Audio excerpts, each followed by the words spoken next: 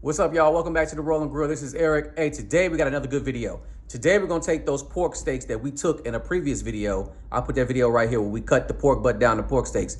We're gonna do a nice pan roasted pork steak with a nice little smothered gravy on it. Man, it's gonna be popping. Just another way to use pork butts without having to put them on the smoker. So y'all stay tuned right here on the Rolling Grill. Yeah, boy.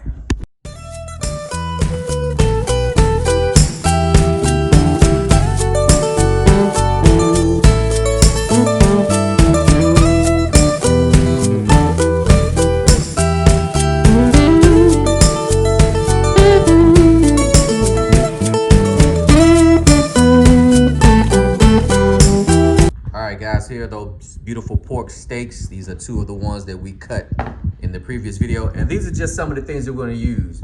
Garlic, flour, chicken stock, olive oil, cream of celery, black pepper. These three things I'm gonna season it up with: black pepper, dash, and my QQ dust is gonna be the main seasoning for these pork steaks. And of course, you gotta have some dried thyme for the gravy, as well as the peppers and the onions. So, let's get started.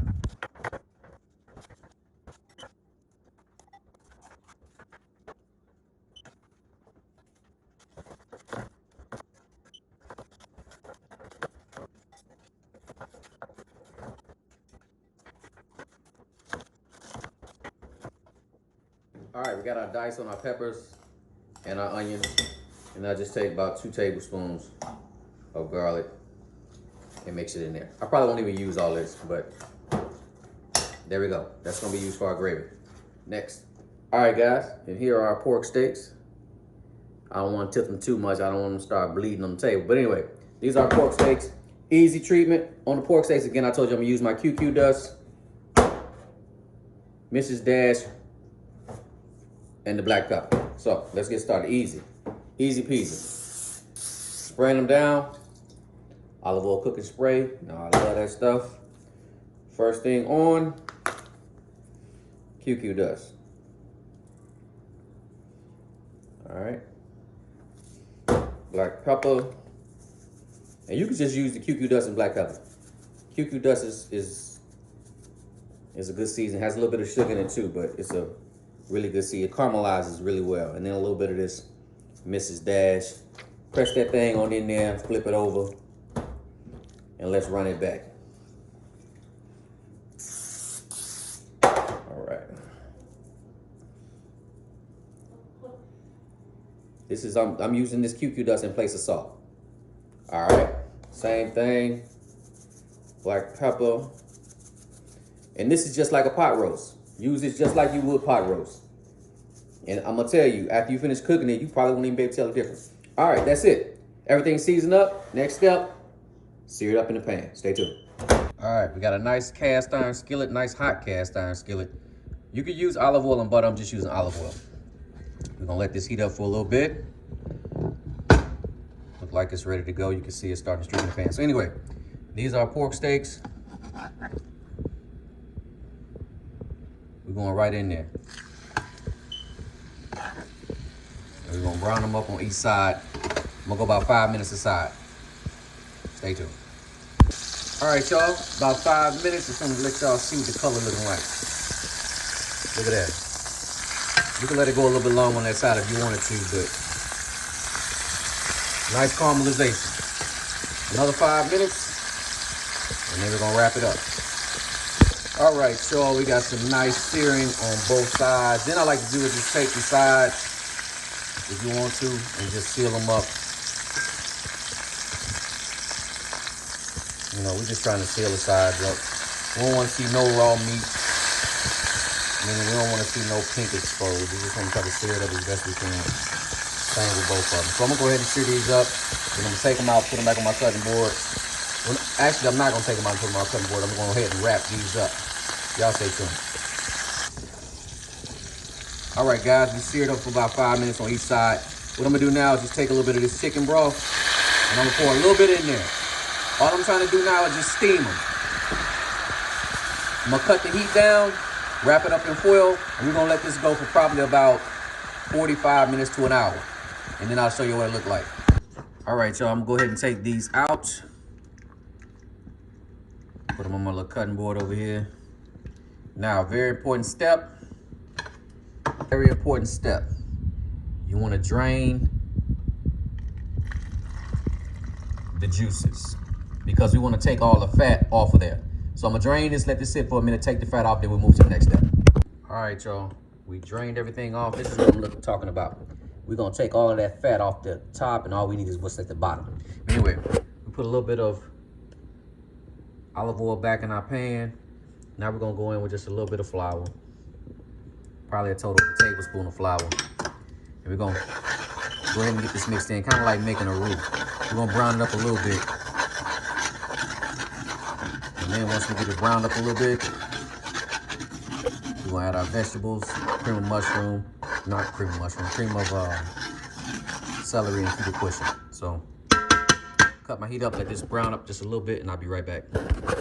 All right, and so it's, as you can see, it's starting to brown up. I know some people are thinking like that's not enough flour to make a gravy for these two pork steaks, but the reason why I'm not adding a lot of flour is because I'm actually gonna use this cream of celery, which is gonna make it, give it that little thickness that I need. So I don't need a whole bunch of flour to make it. But anyway, I'm gonna keep stirring this. I just want to get a little brown,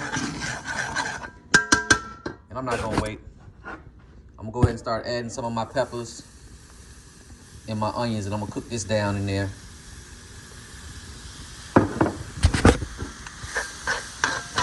And the heat from, and the sugars from the peppers and the onions is gonna start to really brown up a little bit of flour I had in there. At this point,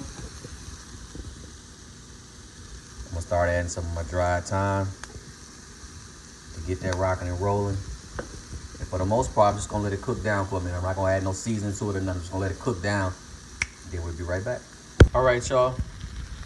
I'm still letting it brown up. At this point, I'm gonna add a little bit of seasoning. I'm gonna add some of my QQ dust. And I know some of y'all looking like, man, this looks like a gloppy mess. But that's what you want. Because what's gonna happen is the stock that I'm gonna put in is gonna get all of this off of there. That's flavor right there. So don't worry about that. All you're really trying to do now is just sweat down these vegetables. And that seasoning is gonna help draw out some of the moisture in these vegetables. So I'm gonna let them go for probably about another 5 minutes on medium-low heat. And we'll be back in a second. All right, at this point, I'm still browning it. At this point, I'm gonna go ahead and start adding my cream of celery. If you don't wanna add cream of celery, add cream of mushroom. It's up to you. I'm gonna add the rest of this though. And I'll show you what it looks like. I still got more to add, but I'm gonna go ahead and show you. And you just wanna mix it in. You're just trying to cook out that raw flavor of that cream of celery. And then once we get that raw flavor, that cream of celery cooked out, that's when we'll go ahead and start adding our stock. So let me sit here for another 5 minutes and cook this on down, developing the flavors, and we'll be right back. All right, guys, it's been 5 minutes, and as you can see, we kind of cooked out that rawness of that flour. And just another thing, don't be discouraged when using cream of mushroom or cream of celery. It's kind of like a cheat code to making a gravy. Don't be discouraged by using that, man. If you don't feel like making a gravy the regular way, or you don't feel like making a roux, man, do what you need to do.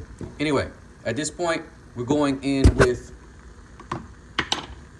the broth that came off of the pork steaks.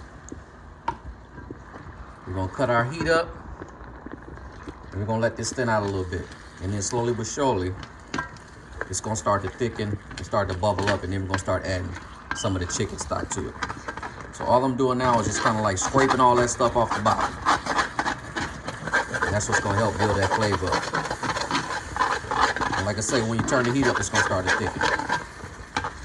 So now I'm gonna go in with a little bit of chicken stock.